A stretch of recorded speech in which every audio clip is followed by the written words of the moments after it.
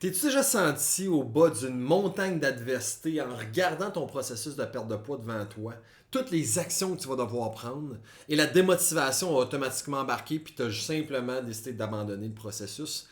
Ben c'est normal parce que de nos jours, qu'est-ce qu'on se fait dire, puis qu'est-ce qu'on se fait à croire, c'est que la seule manière qu'on va arriver à perdre 50 livres, à perdre 100 livres, à être en forme, à prendre soin de notre santé, c'est en prenant des actions tellement drastiques qu'en les regardant à première vue, ils nous semblent comme une montagne d'adversité, surtout pour un père de famille. Parce qu'en tant que père de famille, tu as des responsabilités, tu as une réalité, right? Tu as des enfants, tu peux pas être égoïste puis passer des heures au gym. Si tu peux pas commencer à manger ton poulet ribrocule dans un Tupperware pendant que ta famille en fait mange un repas différent, non, au contraire, tu dois être capable de trouver quelque chose qui va se mouler à ta réalité.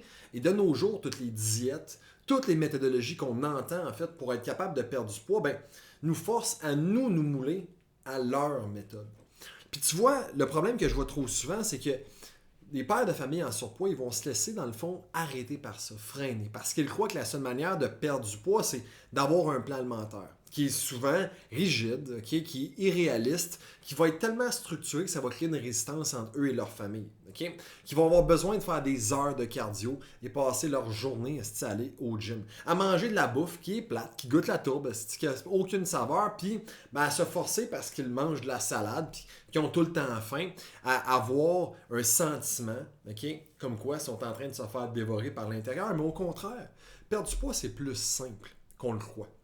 En fait, si tu veux perdre du poids rapidement, peut-être que les premières étapes que je t'ai expliquées, c'est la seule manière, mais si tu veux t'en débarrasser sur le long terme, tu dois comprendre en fait que la seule manière de réussir et de ne pas échouer, c'est de ne pas abandonner.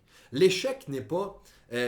l'échec, en fait, comment est-ce qu'on peut la définir? C'est l'abandon, et l'abandon est seulement une réalité lorsque tu fais quelque chose que tu ne crois pas être capable de faire sur le long terme.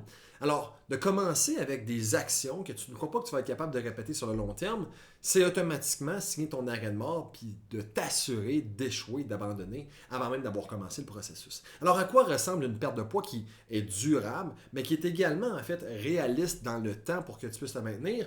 C'est d'être capable, en fait, de manger des aliments qui vont être protéinés, de la nourriture qui va être entière 80% du temps. Okay? Donc, des aliments qui ne sont pas transformés, qui ne sont pas du fast-food des restaurants, mais l'autre 20% du temps, c'est d'avoir la capacité de faire des choix, peut-être un peu moins sains, mais qui te permettent d'avoir du fun, d'avoir du plaisir. Okay? C'est de potentiellement consommer moins de sucre, moins de calories liquides, de faire attention au nombre d'énergie, donc de calories qui rentrent dans ton corps. Okay? C'est de faire des choix, comme de remplacer en fait peut-être 1 heure, 2 heures par soir de Netflix, puis de le remplacer peut-être par de l'activité physique, une marche okay, avec ta famille, des sports, ou même de combiner les deux ensemble, de faire un entraînement devant ta série télévisée préférée. À la fin de la journée, ce que tu dois réaliser, c'est que de faire des choix qui sont possibles de maintenir dans le temps va toujours être plus réaliste que des choix qui vont peut-être t'apporter plus de ça sur le court terme, mais qui sur le long terme ne vont jamais être possibles.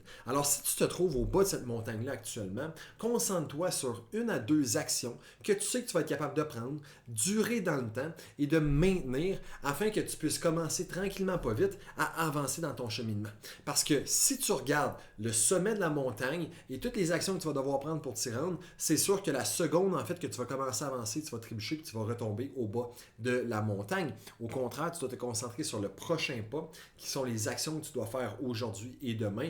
Et bien évidemment, les résultats vont venir avec ça. Si tu as apprécié ma vidéo, assure-toi de la liker, de laisser tes impressions plus bas et de la partager à un super dad qui en a besoin.